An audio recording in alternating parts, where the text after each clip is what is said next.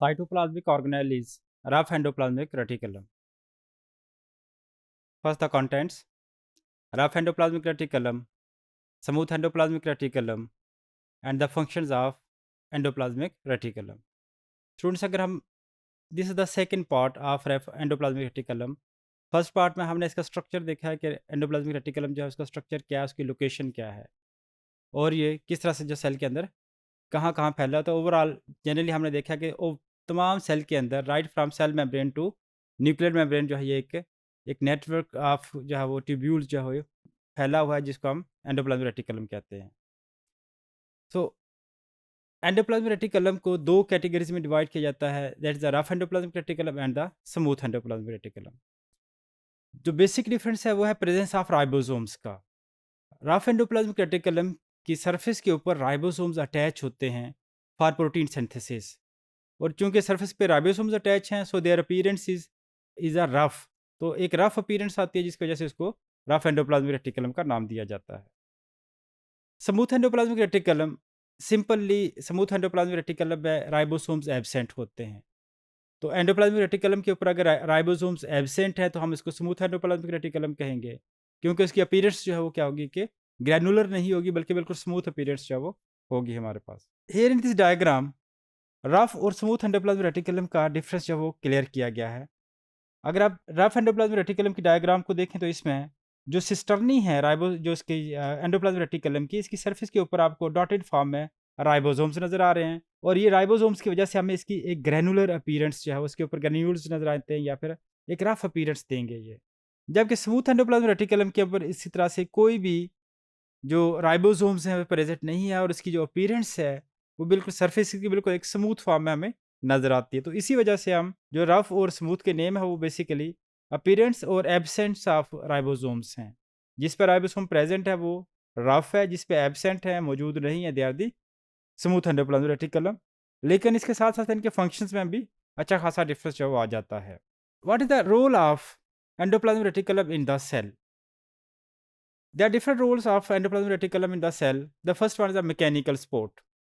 अब चूंकि जो एंडोप्लाज्मिक रेटिकुलम है दे आर अटैच और they are present between nuclear membrane and the cell membrane. तो इस तरह से दरमियान में जब ये एक नेटवर्क ऑफ ट्यूब्यूल्स मौजूद है तो it is providing mechanical support to the cell. क्योंकि जो साइटोप्लाज्म है वो लिक्विड फॉर्म में है, तो इस तरह से उसके दरमियान ये एक किस्म का क्या है कि एक नेटवर्क जो है एक सपोर्ट का काम करेगा. जी. Second important function of endoplasmic reticulum is the transport of material within the cell.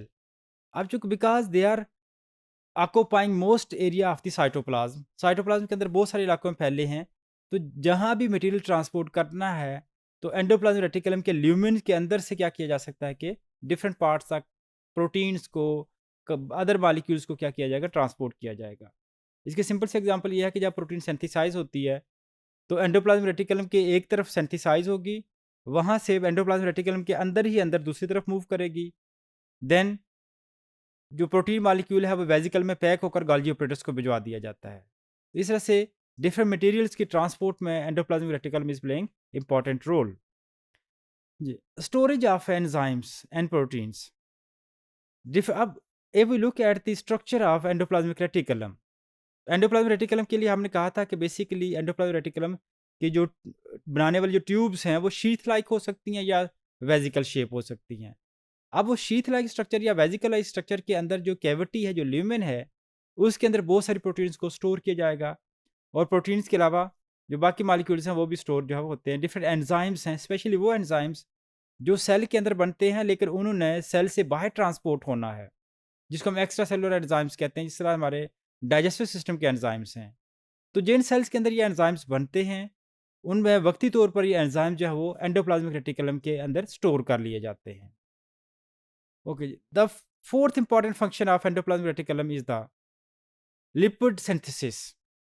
ये जो टिपिकल काम है ये बेसिकली है स्मूथ एंडोप्लाज्मिक रेटिकुलम का, कि स्मूथ एंडोप्लाज्मिक रेटिकुलम क्या करते हैं, they are involve in the biosynthesis of lipid molecules, lipid molecule के सिंथेसिस में इन्वॉल्व हैं. Next important function of endoplasmic reticulum is the detoxification of drugs या और जो भी हम ऑर्गेनिक मॉलिक्यूल्स इनटेक करते हैं और वो हमारी बॉडी का हिस्सा नहीं होते, तो वो जैसे हम एंटीबायोटिक्स लेते हैं। एंटीबायोटिक्स क्या करते हैं, जर्म्स को किल करते हैं हमारी बॉडी में, लेकिन बाय द एंड ये एंटीबायोटिक्स जो है इनको डिग्रेड किया जाता है with in the smooth endoplasmic reticulum. तो स्मूथ एंडोप्लाज्मिक रेटिकुलम के अंदर इसको डिग्रेड किया जाएगा।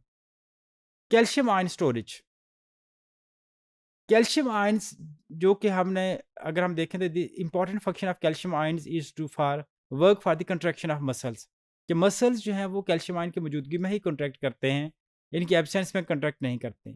अब सेल के अंदर जब मसल्स को कंट्रैक्ट करना है तो कैल्शियम आयन साइटोप्लाज्म में रिक्वायर है, साइटोसोल के अंदर। लेकिन जब मसल्स ने या सेल्स ने कॉन्ट्रैक्ट नहीं करना है तो ये कैल्शियम आयन वापस डिपॉजिट कर लिए जाते हैं एंडोप्लाज्मिक रेटिकुलम में। तो इस एंडोप्लाज्मिक रेटिकुलम बेसिकली क्या है कि कैल्शियम आयन का एक रेजरवायर है, कि जब मसल्स ने कॉन्ट्रैक्ट करना होगा वहाँ से रिलीज़ कर दिए जाते हैं। जब मसल्स ने कॉन्ट्रैक्ट नहीं करना होता तो कैल्शियम आयन्स को एंडोप्लाज्मिक रेटिकुलम के अंदर स्टोर किया जाता है। जो एंडोप्लाज्मिक रेटिकुलम की ओवरऑल अमाउंट है सेल के अंदर, वो सेल्स जिनका स्पेशली सिक्रीशन से रेलिवेंट काम ज़्यादा है, जैसे डिफरेंट एंजाइम्स क्रिएट करने वाले जो सेल्स हैं, या फिर वो सेल्स हैं जिसमें मसल कंट्रैक्शन वगैरह जैसे होते हैं, तो इनके अंदर एंडोप्लाज्मिक रेटिकुलम बड़े वेल डेवलप्ड होते हैं, जो सेल सिक्रीशन में इन्वॉल्व हैं या फिर मसल कंट्रैक्शन वगैरह में इन्वॉल्व हैं। तो cell to cell endoplasmic reticulum की अमाउंट वेरी करती है।